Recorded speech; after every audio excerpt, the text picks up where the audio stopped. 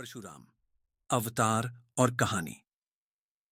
एक समय की बात है जब धरती पर असुरों का अत्याचार बढ़ रहा था। भूमि विलीन हो रही थी और भगवान विष्णु ने देवताओं के सहायक के रूप में परशुराम का अवतार धारण किया। परशुराम भगवान राम के गुरुकुल में शिक्षा प्राप्त करते हुए अपनी अद्भुत क्षमताओं को विकसित किया। एक दिन जब उनके पिता ने दशरथ राजा के सभा में उन्हें अपनी धनुष्यधारी प्रतिभा का परिचय दिया, तो वहां मौजूद राजा का पुत्र राम के साथ उनका संघर्ष हुआ। परशुराम ने राम से धनुर्विद्या में प्रतिस्पर्धा की और उन्हें पराजित किया। यह घटना बड़ी चर्चा में रही और परशुराम की प्रतिभा की भीड़ अद्भुत थी।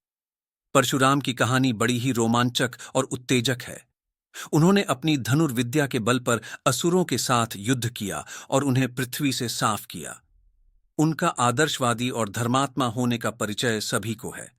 परशुराम के चरित्र में उनकी मातृ भावना और साहस की गाथाएं समाहित हैं। उनके पिता के लिए वह एक अत्यंत श्रद्धेय पुत्र थे, जिन्होंने अपनी माता के अपमान का पलायन करके धरती को असुरों से मुक्त किया। परशुराम के वीरता की कहानियां लोगों के दिलों में सदा काल तक बसी रहेंगी। उनकी अद्भुत क्षमताएं और अद्भुत योद्धा कौशल उन्हें एक अद्वितीय व्यक्ति बनाते हैं। उनके अद्वितीय विजयों के कारण उन्हें भारत के आदि योद्धा के रूप में जाना जाता है। परशुराम की कहानी हमें धर्म के महत्व को समझाती है। उनकी धर्म युद्ध में प्रवृत्ति और असुरों के प्रति उनकी कठोरता हमें सच्चे धर्म का महत्व सिखाती है।